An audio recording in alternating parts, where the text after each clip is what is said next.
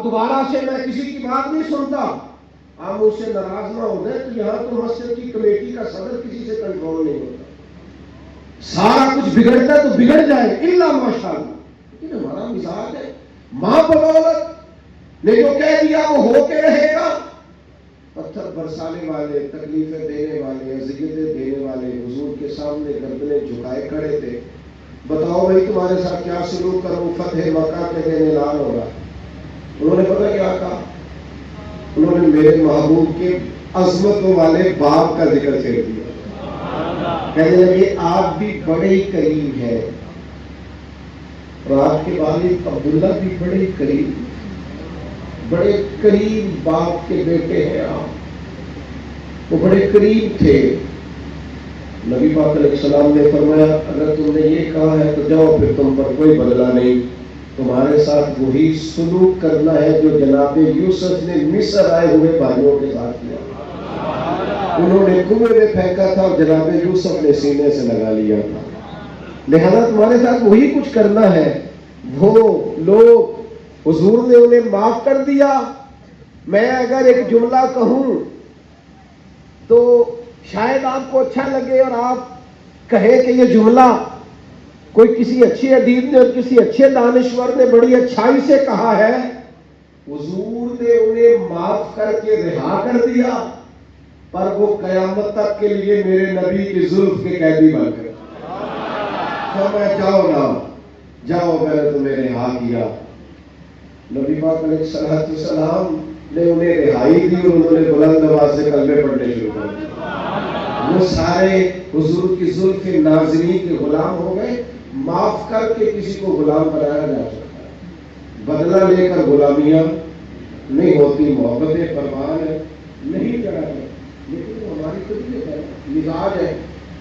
ایک تو معاف کریں، دوسری بات ہمارے جو ماتحت لوگ ہیں نا، ماتحت، ان کے بارے میں اپنا رویہ ٹھیک ہے۔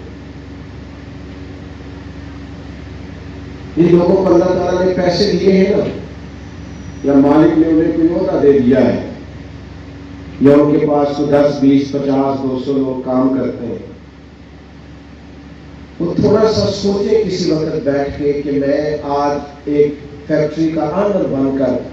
اور ایک ادارے کا سربراہ بن کے بیٹھا ہوا ہوں، اگر کل مجھے وہاں کھڑا ہونے پڑ جائے جہاں مزدور کھڑے ہیں تو پھر میرا حال کیا ہو۔ وہ جو اپنے ماتحت کے ساتھ ہمارا رویہ ہے، یعنی حکم چلانے کا ایک مزاج ہے۔ میں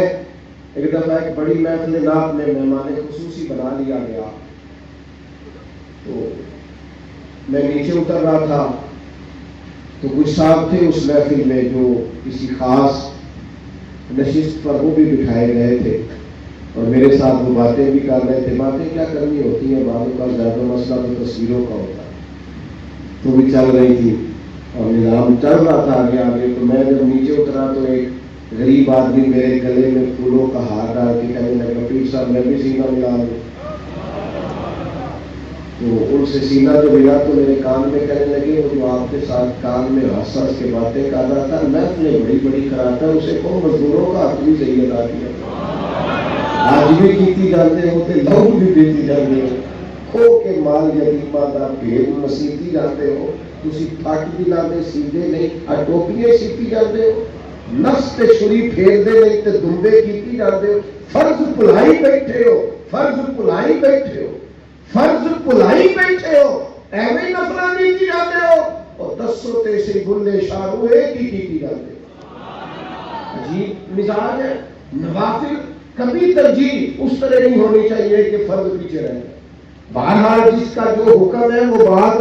وہی آنی چاہیے۔ اپنی ماتحت کے حق میں ایک شخص نے حضور سے پوچھ لیا، ایک صاحب نے عرض کر ہی دیا، انہوں نے بات ہی کر دی،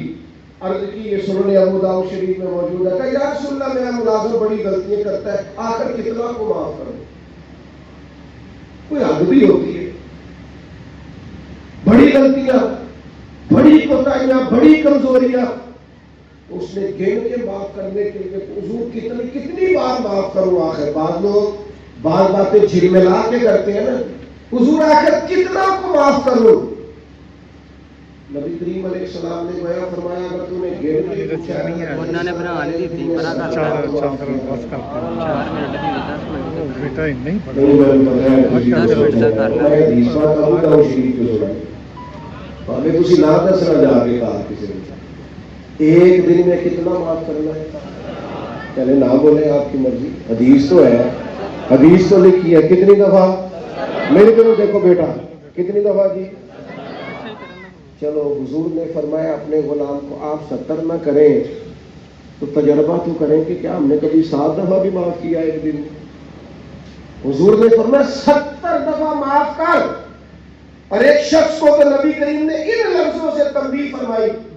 فرمایا تیرے غلام پر جتنا تجھے حق حاصل ہے نا تیرے اختیار میں تیرے رب کو اس سے کئی گنا بڑھ کے تیرے اوپر اختیار ہے یا رسول اللہ ان کا کرے کیا تو نبی پاک نے فرمایا اپنے غلاموں کو اس طرح رکھنا یہ جو بڑی بات کرتے ہیں نا انسانی حقوق کی